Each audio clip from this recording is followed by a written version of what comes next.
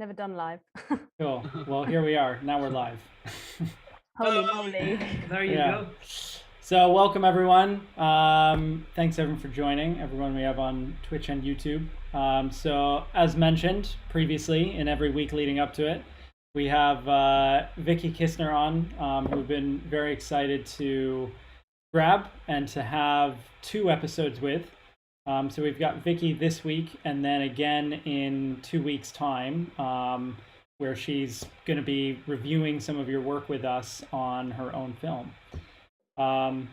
So tonight, I guess just to kind of get started, and we'll also have to keep it kind of to an hour because Vicki's very busy, and which you'll hear quite a bit about. But I just want to kind of jump right in. So I guess maybe Vicki, you can just start to tell us a little bit kind of about your background. I mean, I guess I've already said it in previous weeks, so not, about kind of how we've worked together, and I've known you for years and that sort of thing. So I'll just sort of let you take it away. Okay, cool. Nice to see you all. Not that I can see you, I can just see a few of you. Welcome. Yeah, basically I'm a writer director. I've had quite an interesting journey to get where I'm at now, which is directing a block of kids television for children's BBC. And I'm literally in Newcastle in a hotel about to do a day of pickup scenes that I didn't quite finish in my block shooting tomorrow. So that's why we have to stick to an hour, because I've got to be up at like 6.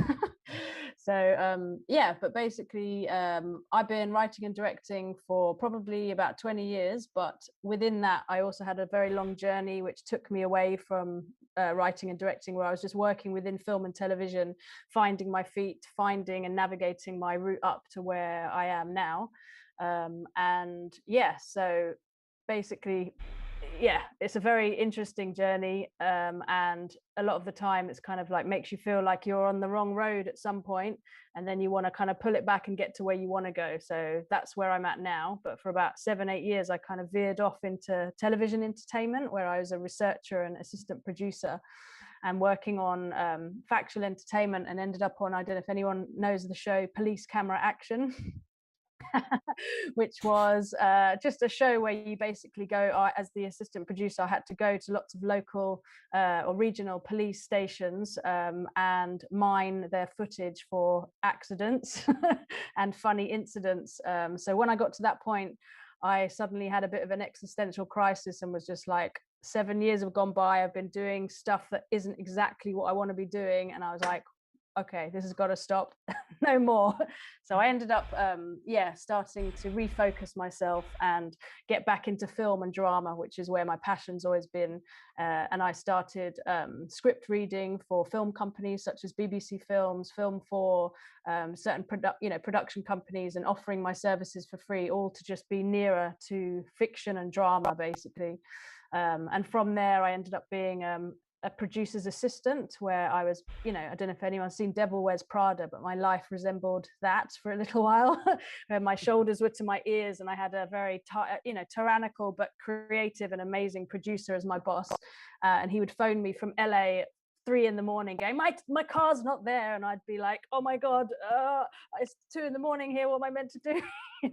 Get a taxi. But anyway, so that was my life for a bit, and then while working for this film company I did a lot of script development, and then I decided to make another short film, which I hadn't done for a few years. And as I was in that process, I just reignited everything. All my neurons started firing, and especially when I shot it, then edited it, and like made it all come together, I realized I don't want to be working for other people, I want to be writing and directing myself. And I ended up basically applying for an MA at the Met Film School. And because I'd done a few short films that had gone into some festivals from my first degree back when I was about 20, and all my experience within the industry, I ended up getting a scholarship, so full scholarship for my Master of Arts, and I could stop work, and stop the rat race for a bit and just start to find my voice creatively. So that was amazing, and that's kind of when I met Mike. I was in film school and we collaborated with Central School of Speech and Drama, with some of the actors, and we were doing an exercise on genre, and we got paired up with these incredible actors, and then some of them knew Mike, and we got introduced, and then we started working together. But yeah, since then that was 2015 that I finished. And during that time, I sort of made probably 4 or 5 short films within the MA, one of which was shot in South Africa, which was my graduation piece, like a very ambitious short film that I went over there to shoot. And it's now actually the basis for a feature film that I've written, and I'm in the process of getting finance for. Yeah, and so I made about 4 or 5 short films, and then after that a few other short films that were commissions for like the Child and Adolescent Mental Health Service and Hounslow Council, and they were dramas, but I have a big interest in mental health and emotional well-being, and I basically started making a couple of short films about young people and their sort of experiences, but based on the testimony of the service users. And then we created a fictional character and made someone that they could all relate to, that basically was suffering from depression and anxiety, and they ended up wanting, help or needing help. So yeah, I ended up, over the last few years, probably made about 10 short films. A lot of them went to a lot of different international film festivals, and were kind of commercial projects. And since then, I have acquired an agent and have now started directing kids TV, and I'm about to do Hollyoaks, which is a big continuing drama, and also had a meeting for EastEnders. So things are going wild, and Doctors. So it's all coming at the same time. So all these like little seeds I've been planting over the years, like hustling, trying to meet execs from BBC or people from Hollyoaks and just say, I've done 10 short films, I've done all this stuff. My films are similar to what you're doing. It's single camera, it's about people with a lot of depressing situations going on in their life. Like, I'm perfect. But it's only until one door opens, and for instance, I did a single episode on the dumping ground, which I'm now doing a full block of 4 episodes for. So once that single episode happened, the door opened, and they got me back for 4 episodes. And in between that, I also did another series, which was 8 episodes, full series, for a comedy sort of sitcom sketch show for children's BBC as well. And now I've got 2 things under my belt, about to have the 3rd thing, and now EastEnders, Hollyoaks, and everyone else is like, oh yeah, cool, come do a block. So it's taken some hustle and a lot of persistence, but yeah, one thing leads to another. And I'm sure you guys can relate to that. Once you get some good credits under your belt, like you've worked with Lorne and doing these amazing big feature films, it just opens doors, and people can trust that you can handle the pressure and can deliver the goods, basically.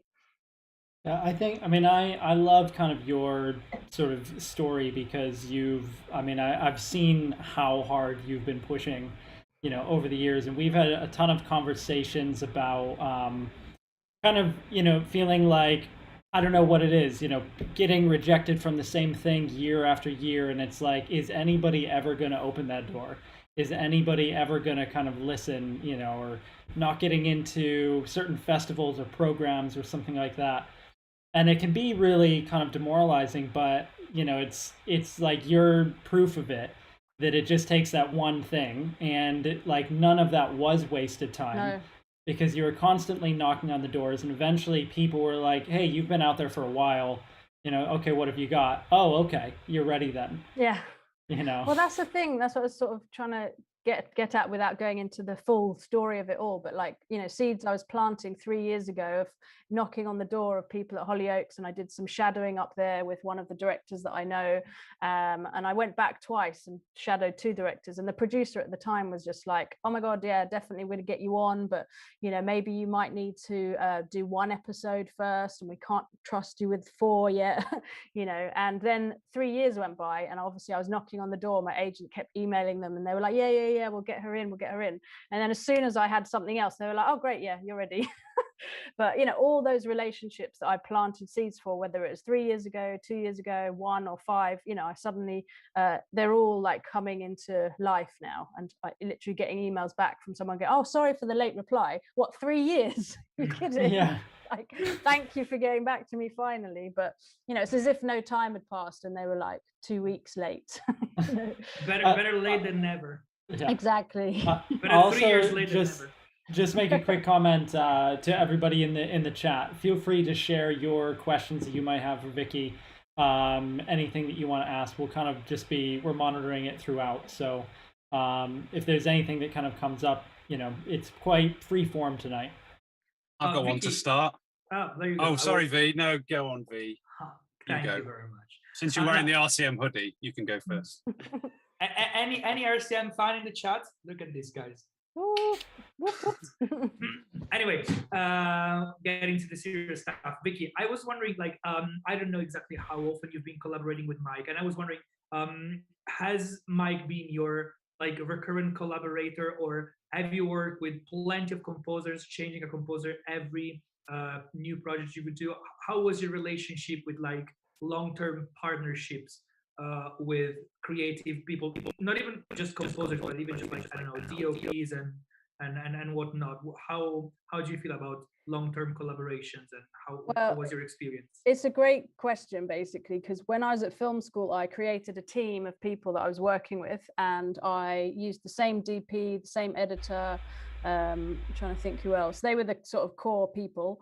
And then once I started working with Mike, I've worked with Mike. But with television, they've already got their 8 seasons in the bag, and they've got their composer. So if I've definitely tried to suggest composers or DPs or anyone, but they're solid. They've already got their situation sorted. But if it was down to me and my own project, I would definitely want to keep nurturing those relationships. So for all my short films, and after I was at university for my MA, I have wanted to work with Mike, a DP that I really love, who lives in Malta, and we did most of my short films at college together. So I would love to continue to nurture those things. And now I'm setting up my own feature film. Mike and I are already talking about it. He's already read the script, and same with my DP. I'd love to get him on board. And I just think, you create a shorthand between you where you communicate, you learn to communicate. And, I'm sure Mike and I have got a bit of a symbiosis, and we'll know how to work together on this feature, because he knows how passionate I am, and I've already sort of expressed certain ideas about it. So when it comes down to it, I think we'll just kind of hit the ground running. And same with my DP. I've sent him the script and would love to get him on board, but it's going to be tricky, because when it comes to financing, we're going to be trying to piece together finance from South Africa, the UK and Ireland, because my producer's Irish. And a lot of those requirements will be about talent coming from the right places to unlock finance. But I'm hoping to fight for what I want creatively. I was just wondering, have you ever been curious as to let's see how it would be to try to collaborate with a different creative mind, as there haven't been this kind of curiosity in you, or has it always more been, I found this person, I am confident of the relationship that we created, and I do want to invest more in this, and I'm not very curious to see what other people may bring into my project? I don't think it's that black and white. So I definitely have curiosity, and now I've worked with some other directors of photography, for instance, on these television projects, and I'm learning to communicate and collaborate with different people that I've never met, that have done the shows for years or whatever their background. And it's an amazing, fascinating experience each time. And again, I've just started working with the composer on the dumping ground, and already we're finding a way to communicate, and I'm very interested to hear his experience and see how we can work together. So I'm open, basically, but I also found after film school I did want to latch on to the people I trust and be like, okay, but this is how I know how to do this with them, let's go forward. But I haven't had that luxury to continue to do that, because I've had to go and hustle for work and, be hired just for myself and not being able to bring a team on. So, but that's opened up new opportunities and new creatives that I've worked with that I definitely work with again. So it's a work in progress, nothing's fixed. And some people, like feature film directors, end up working with the same DP, the same composer, the same designer for years, and they know same actors. Yeah, exactly. Yeah, and it's a formula, that they know and trust. I think it's good to be innovative and open your mind and open to other creative ideas, definitely, because we're all just wanting to serve the stories as best we can and be as imaginative and creative as we can. So I think that also raises a good point just about kind of the difference between film and TV. Because often, like for a TV series, they'll have a certain number of directors for different episodes. And they might, like I know with Game of Thrones, they'd have particular directors that would do like battle scenes, battle episodes, really good for that, or ones that were better suited for drama. And so it's really kind of like from the composer's point of view, you're more working with the producer of the series. That's kind of like the equivalent to the director in film because they're sort of seeing the overarching narrative for a series. Yeah, in a sense, definitely. I mean, it's not quite the director, but they definitely have an overarching view of the whole series. And for me, like, you've got the producer on the dumping ground, but then you've also got the executive producer, and the exec has been there for the whole 8 seasons, whereas the producer's just done one. So she's like hitting the ground running and now is on her 2nd season, and is trying to mirror and kind of reflect back what the exec wants. But essentially he's got the overall say, and if a shot's missing, or the vibe of the music's not quite right, or whatever, or the style is not to his standard, then he will get involved and make sure it is. So yeah, you're kind of serving someone else's overall vision, or trying to fit into a house style in a sense. Vicki, we've got a question from Jolene, who's one of the students at RCM. She has been working on polling, and wants to know kind of just a bit more about the character of Sylvie and sort of what you would want to portray in the film. Kind of maybe a good way to frame this is you could give us a little bit of background on polling and kind of like who you think Sylvie is, who you wrote Sylvie to represent. For sure, that's a nice question, very nice question, because obviously I have it all in my head and heart, and maybe from the script or what you're seeing, it's not all there, but I know the actual essence of that person because it's come from my mind. But basically that story was based on a best friend of mine who for literally 20 years suffered with what I thought was alopecia, which is like a stress disorder where your hair falls out. And eventually she opened up to me one day at a festival. We were just sat in the crowd, sitting together, and she just said, "I've got something to tell you." And she owned up to this big secret that she'd kept from everyone in her life, that she was this person that was actually pulling her own hair out due to a disorder which was based on anxiety and stress, and she was creating this terrible situation for herself, and she was too ashamed to tell people the truth about it. So for me it was kind of like a real poignant moment where I've dealt with a lot of sort of mental health in my family and stuff, and within my friends, and this was another best friend of mine who'd been suffering in silence.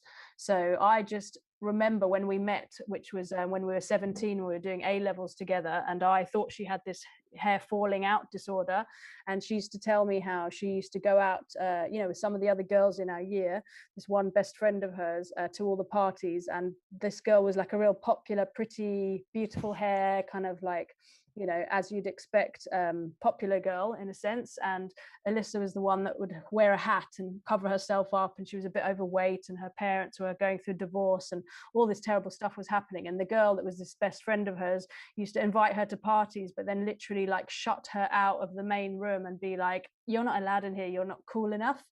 So she was basically bullied and treated like crap. And that fed into this thing that I later found out about. So for me, I never forgot that story, and I've kind of fictionalized it to an extent, but it was based on my friends' experiences. So for me, I'd say Sylvie's someone that's internally struggling a lot, and she's surrounded by popular people who she thinks are just sort of perfect, and they appear to be perfect. That's why I've got her best friend Jenna with this beautiful long hair, and she's so pretty and confident, and she's talking with all the boys, and she knows how to flirt. And a lot of that character was also for Sylvie. The character of Sylvie is also elements of me and the sort of discomfort I felt growing up, and never feeling like the pretty popular one, or the one that was skinniest that could wear all the nice clothes and short skirts. Not that I wanted to, but if you didn't fit into that mold, you feel like a leper. So for me, it's kind of embodying what teenage girls feel like, myself included, and my best friend. And I just wanted to represent people that have, you know, internal struggles, that don't feel confident enough or brave enough or safe enough to share their true selves. So they wear masks and try and emulate other people when they're teenagers, you know. So it's just kind of a lot of teenage angst, basically. So I don't know if that's answering the question. Yeah, I think that's a great succinctly. answer. I think that helps give you know, quite a lot of background to, because I think what is sort of in Jolene's question, correct me if I'm wrong, but is sort of you know, kind of like trying to figure out like where should I approach this character from, or how do I represent them musically? How do I come up with like their theme or something like that? And so just any kind of background is gleaning information to try to fill in, you know, like what does that particular moment feel like? Yeah. You know. Definitely. No, and that's, you know, a lot of the moments in Pulling, like, you know, she's sort of viewing it through this particular lens, and I wanted to tell that film through a very sort of strong point of view through Sylvie's perception. And the whole night at the party is kind of her memory, because she sat there in current time looking at photos on her phone, and then it sends her back into this reverie of what happened, but it's kind of like a distorted version in a sense, because it's through her point of view of how she felt and how she was alienated and she was bullied and vilified and just made to feel horrendous. You know, so yeah, it's kind of like getting into the mind of her and then seeing her sort of a year later, you know, in a moment of strength and recovery, which is discovered later on. You know, so we're seeing her vulnerable, then we're seeing her really vulnerable, and then we see her like a little bit stronger, and that she's kind of overcoming some of this adversity and has found love and connection and support through true friends and family, you know, and is able to kind of show her true self as opposed to hiding all the time. Sam, do you want to ask your question? Because I have another thing that I want to ask Vicki, but if your question hasn't been answered yet. I can do. It's completely unrelated to the film, if that's okay. We go off on random tangents. Keep jumping around. Yeah, I mean, I was going to ask you if I can take you screaming back to your, as you called it, existential crisis, which I think it's fair to say is something I'm guessing is something of a rite of passage with most artists, and certainly for composers, that there's always going to be at least one where you're like, what am I doing? You know, you can't see the path ahead of you. And I think it's and congratulations to you for getting out of that. I guess my question is, you know, in your time, in your tenure working on, what was it, Police Camera Action, Crash Bang Wallop, what a video. Exactly. Was it so I guess my question is, what made you realize you were having an existential crisis? Because I think sometimes it isn't always as clear cut as you realize that you're doing something wrong. It's like you find yourself with all the best intentions doing something that isn't quite working or whatever. Was it as clear cut as you just woke up one day and you're like, this is not doing anything for me anymore, and then it was like a light switch, you just have to change? Or was it a gradual thing? You know, what made you realize, I guess, then these things need to change? Well, to be honest, it was not one particular moment, but, you know, 7 years of my life, I ended up going down this road of sort of doing stuff that I didn't particularly want, but I kept trying to keep a thread of it to film. So as I was doing entertainment, I was doing an amazing documentary called The Art Show, which was, I did an episode about Richard Linklater, the director. So for me, I got to go to Austin, Texas, and, you know, interview people on his film A Scanner Darkly, and it was just like this amazing moment. So I thought, okay, I can do something within documentary and factual entertainment that is linked to film. And then I ended up working on like the greatest horror movies of all times, the greatest 80s movies of all times, and these list shows, I don't know if you remember, they just went on and on and on. We just, you know, they're still being made. And, you know, as long as I was interviewing and working with directors of these incredible films and getting to watch lots of film clips, I was kind of happy. So for a few years, I was like doing some stuff that was okay. And then it started to become other stuff, which was like money jobs within film and TV or within factual entertainment that I wasn't particularly motivated by. But, you know, the people were nice, the work I was doing, it's a lot of transferable skills. But essentially, I just started to feel a bit of a malaise with my life and my relationships as well. So I think everything feeds into each other. And I was with a partner, and it was fine, but it wasn't going great. And I just realized through this time, and as I sort of did maybe the second series of Police Camera Action or something like that, that I was like, how did I get here? And I just realized this isn't for me. I'm very far away from what I intended to do, and I'm not particularly happy personally or creatively, and I've made some money, I can pay my rent, I've progressed, I could go on to become a series producer or executive producer within Factual Entertainment, but I was looking at the route ahead and I just thought, I don't want to go there. I don't give a shit about that. I don't want to be a producer director for these shows. I don't feel passionate about it. Documentary's never been my thing, and entertainment, I don't even really watch much entertainment on television. So I was just like, I've just ended up doing something that I'm not interested in. So yeah, it was kind of like accumulative, and then I just thought, oh my god, something's got to change, and then it became everything's got to change. So yeah, I kind of changed most things in my life, and I've never looked back. But it was very hard to make a transition like that. To suddenly have to work for free. I split up with that partner. I had to like move home and do all these different things and reposition myself in my life and really look inside and find what my true calling was. So I guess when you realize you're part way up the wrong ladder, it's making that jump to the bottom of another ladder, isn't it? Yeah. Well, it sort of probably feels like it's taking a step back in a way, which is sort of a scary thing. I think we've all felt similarly in terms of the work that we've been doing, where after a certain extent, once you get the credits and everything, you realize there's a certain sort of, final point that you can reach, and it's not where you ever initially wanted to reach in the first place. So I guess when it came to taking that step back, as it were, was it more just the disappointment with what you were currently doing, or was it the motivation to get where you initially wanted to go? It was pure motivation to get where I wanted to go. So it was kind of like I didn't really care too much about taking a step back, in a sense, although it was a bit scary. It's definitely scary, but it was just like, oh my god, I've had such determination this whole time and ended up hustling and doing quite well in another avenue, but it's not what I was made for. So yeah, when I realized what I had to do, it's kind of like I would do anything to get that.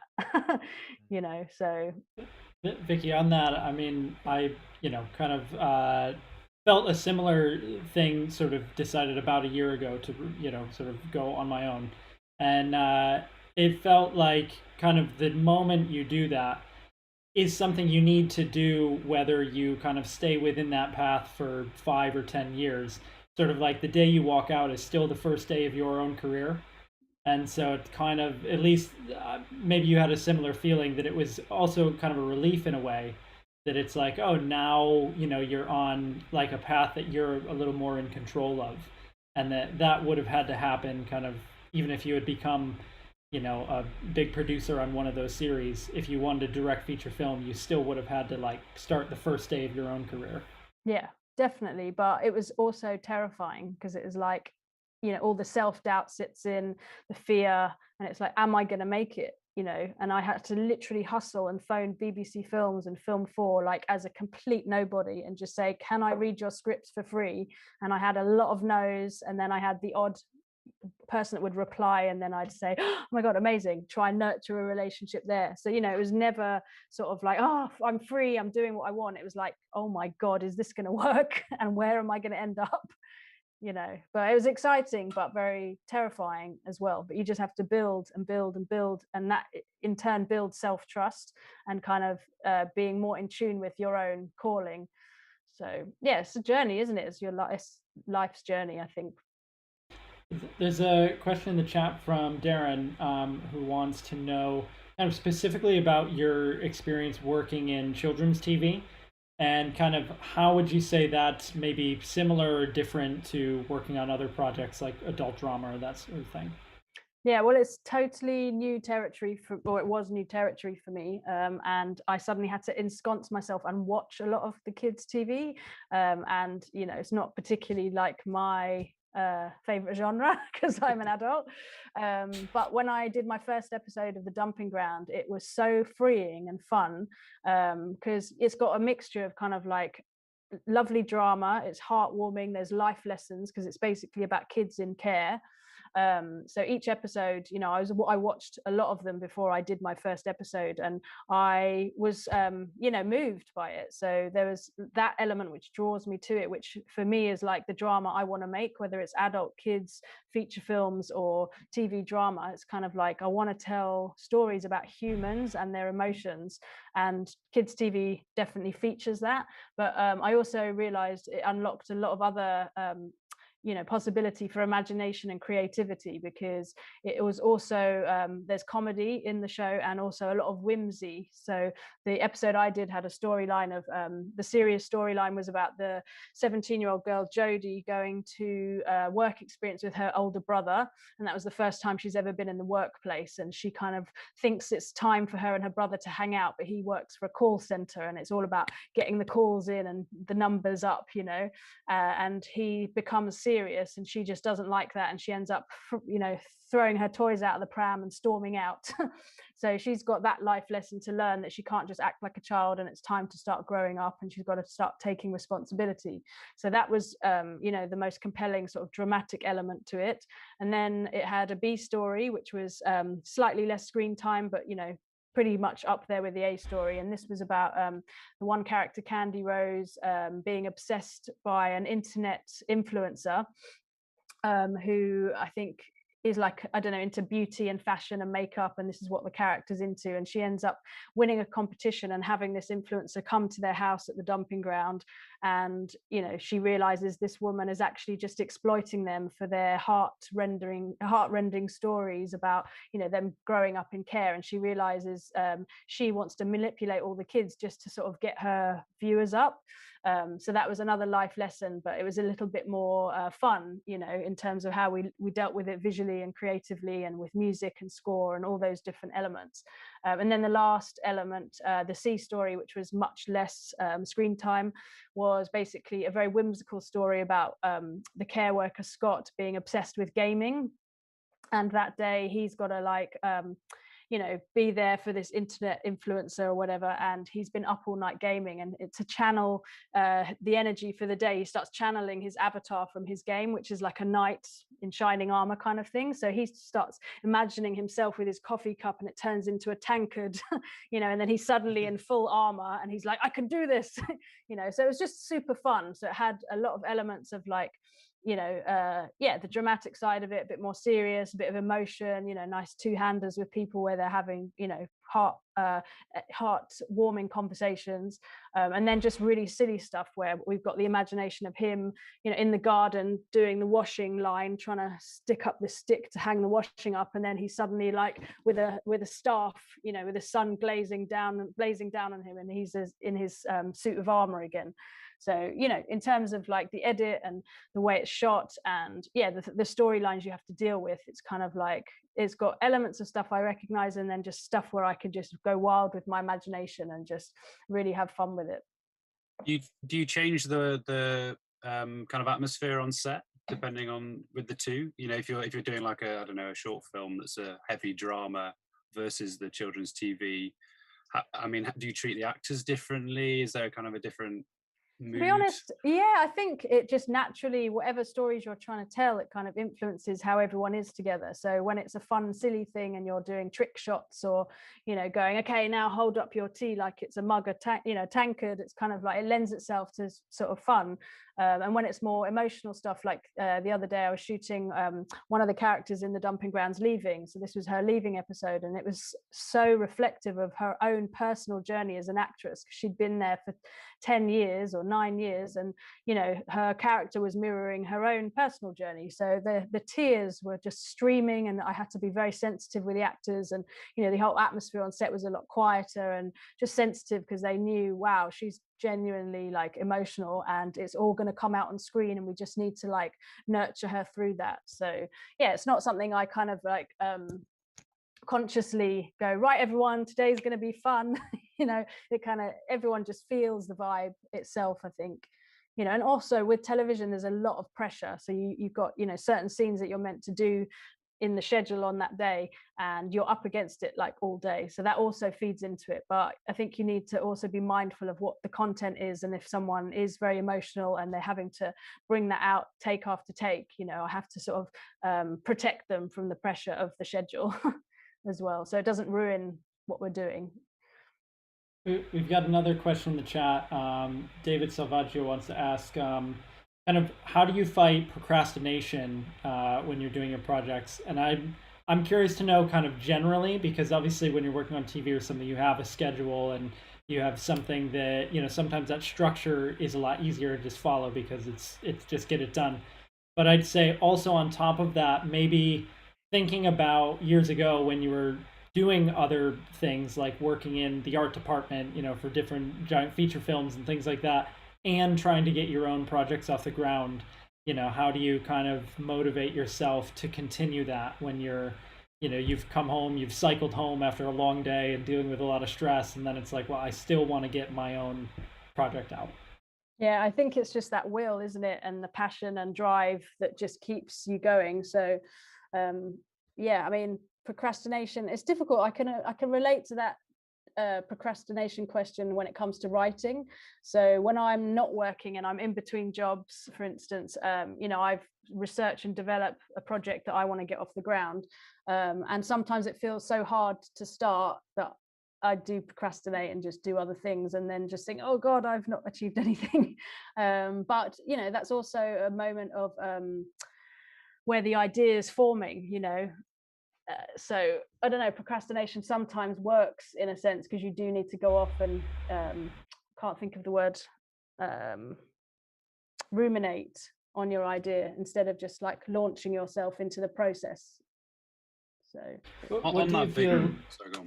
Sorry, what do you feel kind of ultimately propels you into it? Because I think a lot of us can probably relate to that. Of like, you know, and then you end up feeling guilt over procrastinating, and it gives you even more anxiety over doing it, and then, you know, it feels like the mountain is just growing. But then there's kind of something that just pushes you to kind of get started and get focused in. And what do you feel like that kind of usually is for you?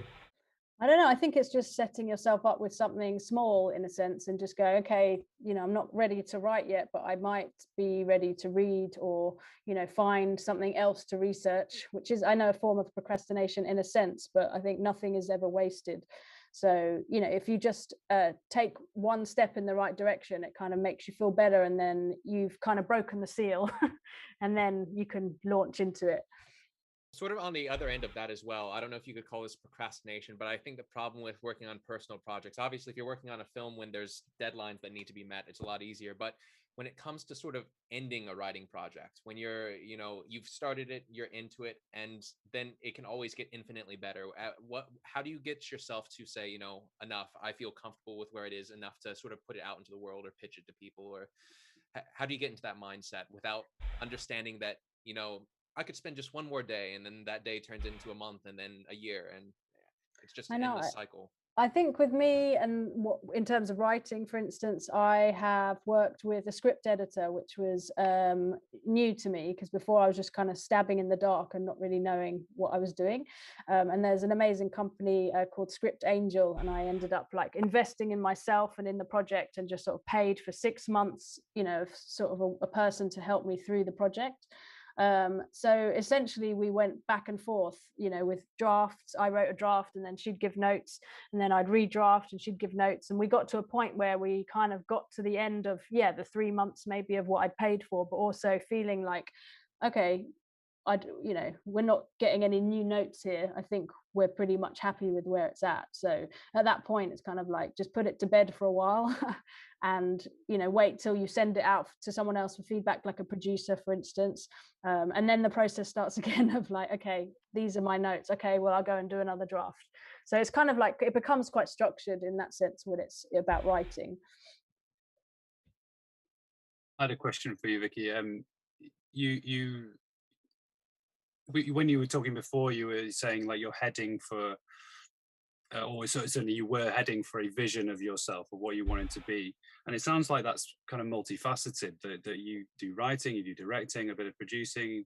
And I guess my question is, did you always have this vision of yourself as someone that does a little bit of everything in the storytelling process? Because it's very common in music to be multifaceted and to have to kind of spread your skills wide and just be able to just do a bit of everything. And yet it's very rare in music, I find, for people to want to be doing a bit of everything. They always want to be a composer. It's never like orchestrating. So I wondered, has it always been directing? Has it always been a combination of writing and directing? I think it's writing and directing, definitely. But I think directing is first and foremost, and then for me, writing has come because it's like I have a lot of stories I want to tell. So, you know, I've worked with some people when I was at film school who helped me come up with some of my stuff, but essentially, I think directing and then writing, and in that sense, like, it goes hand in hand, because if it's something that I want to communicate, you know, if I have to write it, I will, and I'm learning, you know, but if I want to hire someone to help me, you know, get it out of me, then I will do that too.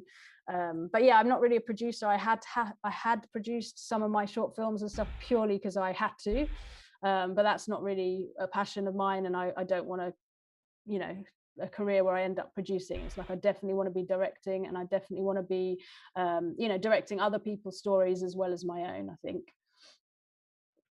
I just had a question, Vicki, if it's all right, to piggyback off of what Sam said. I think, it's interesting, as composers, as musicians, we do have a lot of different disciplines that we want to focus on.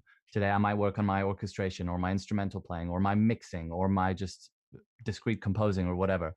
And I feel like there's a parallel there to directors. You guys have even more sub skills under the banner of directing. You know, you have to deal socially with the actors.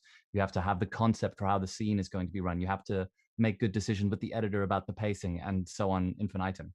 Do you ever think consciously, I want to improve on a specific aspect, I want to focus on a specific aspect, or do you just kind of let the rising tide raise all boats, as it were? That's a nice metaphor.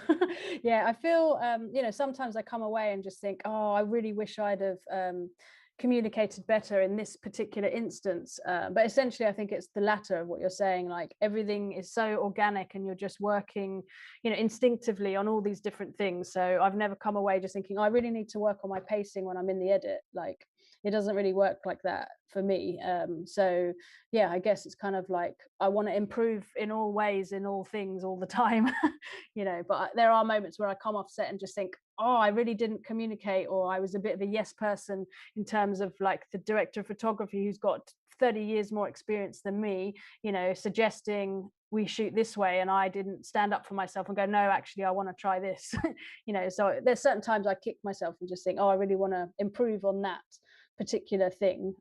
But yeah, they're just little moments, I guess, and I just want to be improving all the time and learning, you know, and just learning to communicate in better ways. And that's from, you know, on a personal level, but also to communicate the creativity that we're trying to create together, I think. And of all those sub skills that Shane was talking about, what was the most difficult for you to master? It's a very good question. Well, I'm a natural introvert, so that's what I was thinking about. So for me, it's exhausting. It's so exhausting because I've chosen a career where I have to be a leader and a very good communicator. And I think, you know, I am a good communicator, but I'm not one to like command a room and tell a joke. Like, that is my worst fear. I will go bright red and I'll forget the punchline. So for me, it's actually overcoming my, you know, confidence and introverted nature, and trying to be at, you know, one with myself and comfortable enough to, you know, communicate my ideas confidently, and to basically not get what I want from people, but get, you know, the result I want by how I communicate with everyone. But I find it utterly exhausting. Like, when I start a shoot, suddenly I'm, you know, having to communicate with 30 or 40 people and actors, and, you know, just navigate all this different stuff. And I get home and I am absolutely exhausted. I've got nothing left to give. So, you know, my family, I literally go off the radar for about 4 weeks. I'm obviously speaking to them you know, a lot, but some of the time I'm just like, I've got nothing left. I'm sorry. I love you guys, but yeah. I love just from the set of pulling, one way that you sort of consciously took hold of that is just showing up shooting in your Superwoman shirt. Oh, yeah. I think it's just like a little thing like that too, just to kind of like, you know, show like, yeah, it's like, you know, I could do this. I've got this under control. I'll handle everything. That's so That's funny. for the job you want there. Yeah. There's a great question in the chat from Alessandro, and I'm just going to kind of read it as is because there's sort of a bunch of parts to it. But I think this brings up a kind of an interesting topic. So he says, if you're given the contacts of every big executive from the industry and you were to send a message about who you were, introducing yourself and projects, how would you deal with the feeling of being ready or not? How do you realize if you're ready or not objectively for a certain project? Would you take that risk, decide to wait for a particular moment, maybe after a successful project that you've done, something like that? Wow. That's a great question. That's an amazing question. Yeah. That is an amazing question. I think, you know, I can use my feature film as my example, which is something I've been working on for the last 3 to 5 years. And I feel ready. Like, I know that project inside and out. I've written, I think, 8 or 9 outlines, let alone the 9 drafts of the feature script itself, you know, and it's come from a lot of research and a lot of personal, you know, interest and investment of the country I was born in, and, you know, the story I want to tell, basically. So for me, it's kind of like, when I was in the beginning of that project, I didn't feel ready to pitch it because I wasn't ready.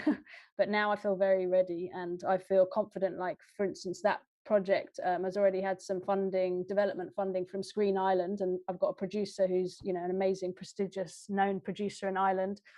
And now we're going to the BFI to ask for development funding, and I feel confident that I'm ready. And, you know, if they can see the merit in the project, I feel like, yeah, they're naturally going to come on board, and I will celebrate like there's no tomorrow. But there's something in me that just thinks, well, if they're not wanting to board it, then it's not for them. But essentially, I feel like the project's ready, I'm ready, it's the right time. So I don't know if that just comes from experience, but, you know, I know when I'm not ready, and I know when I'm ready, and I feel more ready than I felt at the beginning of the process, I think. There's another follow-up question from Jolene that I think sort of builds on that and the last topic. Just what are some things, like, how do you build your own confidence up? So Jolene says she's an introvert, and, you know, sometimes your confidence can kind of get affected quite easily. So what are some things that you do to kind of like put that armor on? Meditate a lot, and yeah, essentially, like, I think it was, you know, a therapist. I have a lovely therapist who helps, and, you know, I do lots of visualizations where it's like imagining, you know, because I remember when I did my first episode of The Dumping Ground, and I had a nightmare before I did it, that I got on set and I was having to direct all these kids, and none of them would listen to me. And then one of the kids actually wanted to direct himself, and so I was just there to pretend to be the director, and I wasn't, you know, and, you know, just silly crazy anxiety dreams where, like, I don't have the script, you know, just stuff like that. But yeah, essentially, I was telling my therapist, and she was saying, you know, just imagine a force field around you, and that you're holding a magic crystal, and, you know, you can handle it, and everyone could just stay outside of your force field and you're protected. So I think visualization tools like that, but also just like confidence, I think, comes from experience, and you've got to push yourself to your outside of your comfort zone, where things are really raw and terrifying, and realize in that moment and afterwards that you can do it, and, you know, you come away going, oh wow, you know, so the next time you do it, you won't feel as scared. So I think you mentioned as well, Vicki, using like a script doctor and stuff like that, that, you know, sharing your work, exposing yourself creatively, you know, talking about judging objectively. No, it's very difficult to judge ourselves objectively, so give it to other people to judge and get used to that. Yeah, definitely. I think that's super important. And yeah, it's just interesting because, you know, you have something very close to you that you've been working on, and you can keep tinkering for ages. But I think as soon as I learned to expose it to someone else, and get some feedback from them, you can see where you're at objectively. So I think that's really, really vital to do. And we just get sort of trapped in our own head, and sometimes you get a bit blind to stuff. So I can imagine that might be similar when you're composing. You get to a point where you're like, I don't even know what's good anymore. So some outside that's actually something welcomed. That's actually something that I think that's actually something that Jolene and Lara were saying in the chat, that like not having in your own private projects, not having somebody sort of giving you a regular feedback is one of the hardest thing, which I do agree with. And I have to say, to me, one of the best things about being a film composer or like a composer for visual media is the interaction with a director, a producer, or whoever it may be.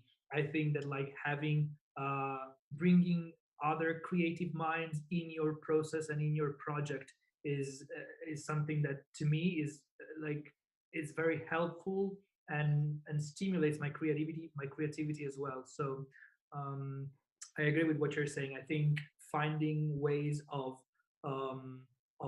showing your stuff, asking for a feedback to an external person is not only useful, it builds confidence, it gives you an idea of where you're at, and it's just one of the best ways to improve your work and grow as a creative person, I think. Totally. And I found like at film school, which is something I miss actually, because I'm not in that network so closely, I've still got some friends, but when I was at film school, we used to just share work and share ideas and talk about stuff all the time. And it was just invaluable really, because you get another perspective. And it's the same if you work with a script editor or, a writer and I'm the director or whoever, like just opening your mind to new ideas, so you don't, sometimes you can't see the wood for the trees, like I was talking about. I think it's really important to get fresh perspective, which I mean, I think it's something that's crucial at all stages of your career. And I think actually that's kind of like one of the reasons why we decided to start Score Connect in the first place. Nothing helps you grow as much as the support and the confrontation sort of with people who are at your same level, at other levels, in your same creative area, in other areas. It's just like I think there's not just growth in that, but there's also a lot of support that can come out of that. And people being ahead of you or even behind you, but still giving you, that extra push. It's a creative cross-pollination, isn't it? And it's just to do that, you need to have multiple sources. And so you need to make sure you're part of a community in that way. And I guess what I wonder what your thoughts are, Vicki, because as a director, you're surrounded by people. And so I guess you're always going to be a little bit on guard as, getting the job done right. And by contrast, composers are usually in solitary. And so they need to go out and crave feedback and get someone to put them in their place and make sure they're doing it right. But I mean, do you feel like sometimes you'd rather spend more time on your own to your own thoughts, or do you enjoy having that I don't know, that sense of tension? I know, to be honest, a lot of the time directors are very solitary. So when you're not on set, you are in prep, you're just on your own. You don't meet a lot of other directors. It's very rare, that your paths will cross. Apart from like at the moment when you go and start a block of a children's show or whatever, or continuing drama, you're doing your prep as someone else is shooting, and you might like cross ships in the night. And same when you're shooting, then you might see that director who's then in the edit, so you can have little moments of conversation. But yeah, no, essentially when I'm not on anything, I'm just on my own and having to generate work all the time, and it can get very lonely. So I think it's really important to have a community, like you say, and reach out to other creatives and other directors and other people in other fields, and just keep yourself not feeling completely isolated and like lost and out at sea. I think but yeah, you do get a lot of feedback on set, but it's kind of like everyone's got their own lens, you know. So if they're literally the cinematographer, they're seeing it from their perspective. If it's continuity, script supervisor, they're just sort of saying, oh, that was great, you know, but her hair doesn't match, you know. So everyone's got their own little focus on it. Vicki, I also just want to bring up, because also we're kind of getting towards the end, but one thing I wanted to bring up is also, how has your experience been just as a woman director, kind of in a lot of these situations, through dealing with, you know, kind of a tyrant boss, and, you know, then trying for years trying to break through, and kind of now getting recognized. Like, how have you seen that experience has been maybe unique to you because you're a woman?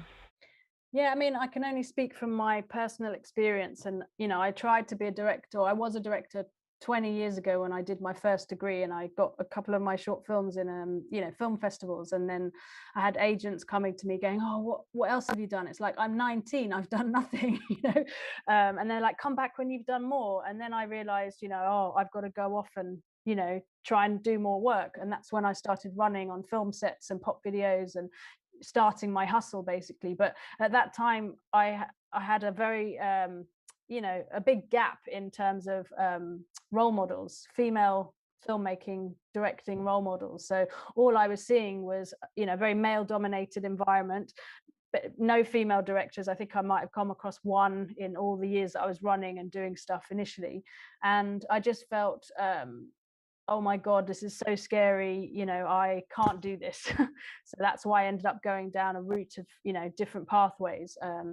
But yeah, over the years, you know, and started building my confidence in the area of directing, and then also seeking out female role models in that sort of job. I started to realize there's, you know, it was possible, and there's amazing talented people like Andrea Arnold and Lynn Ramsey, and I don't know, there's loads, I can't think of them now, but they're two of my favorite directors. And I just sort of realized it is possible, and you just have to have self-belief.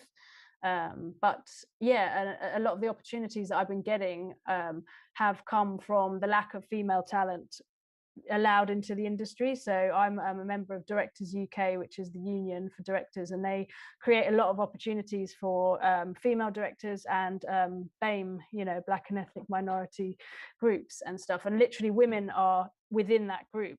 So that's just how we're classed, and that's how it's framed. So yeah, a lot of these opportunities are for like apprenticeships on things like Hollyoaks or EastEnders, or any of those kind of BBC writers' room opportunities with Directors UK, because women just weren't getting hired and aren't getting hired. They're now having to push, you know, those quotas. So when I went to Hollyoaks a couple of years ago, they were going, oh, we've got barely any female directors, it's shameful, we'll definitely get you in. But because I didn't have the experience yet, they couldn't take the risk. But now, as I've said, all these, you know, opportunities are opening up for me. It's working in my favor, but it's because 20 years worth and more, you know, I've only experienced 20 years, but there's been a whole history of people of my gender not getting the opportunities. So yeah, it's kind of interesting, and I'm grateful that I am getting the opportunities, but it's annoying because it's like, you know, you don't want to just be hired because you're a female director, you want to be hired because you're a good director. So I think, you know, and absolutely you have the experience to back it up. You know, you walk in and you know, you've already sort of spent that time proving it. It's like, in many ways, it's much later than it should have been. You know, it's kind of like you know, now they're sort of coming around and offering those opportunities, but it's the same opportunity you should have had, you exactly, know, 5-6 years ago.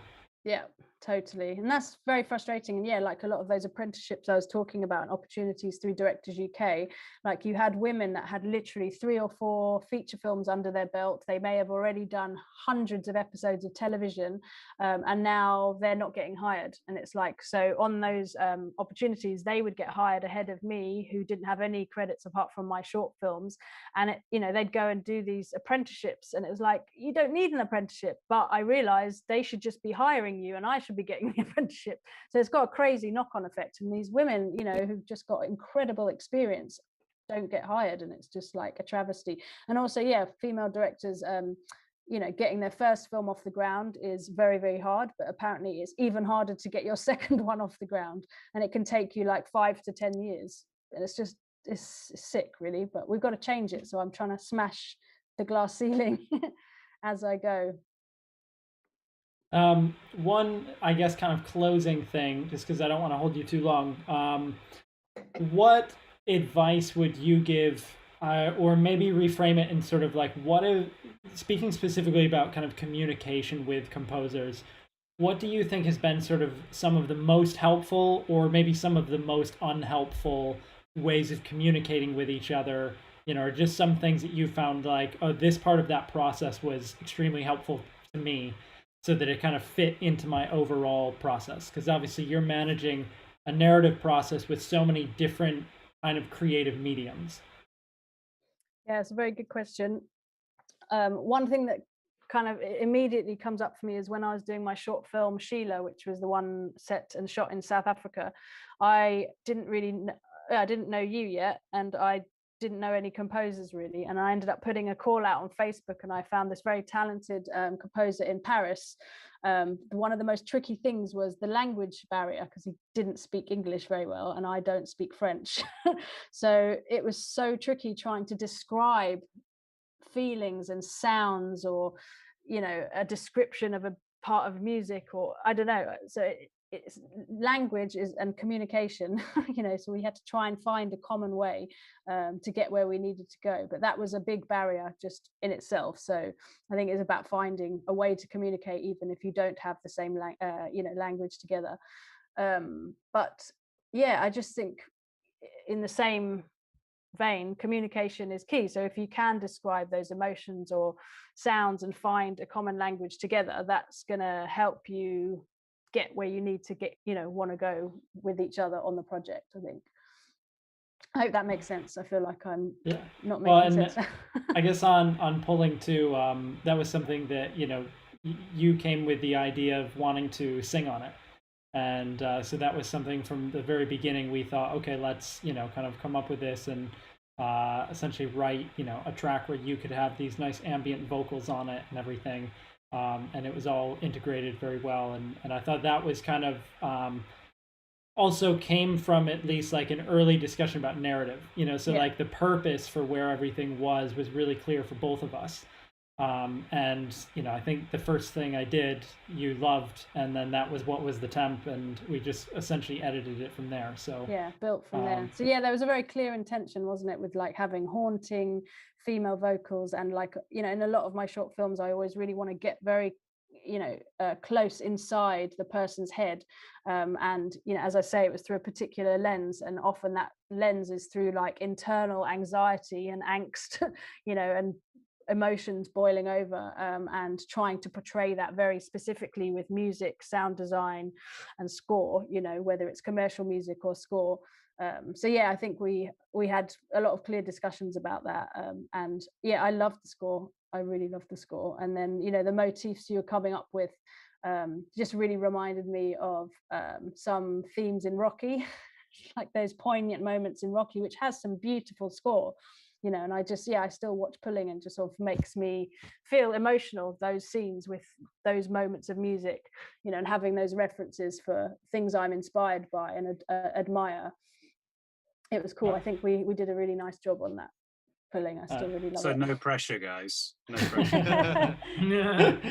Well, I think we should wrap it up now, just because I know you've got a day of pickups ahead of you. So thank you so much, Vicki, for joining us. This is, a real treat, and I think, everything I could have hoped that it would be, to have you on and to share all these insights. I think it's such a rare opportunity for a lot of composers to kind of hear from a director at your stage and somebody who's kind of gone through everything.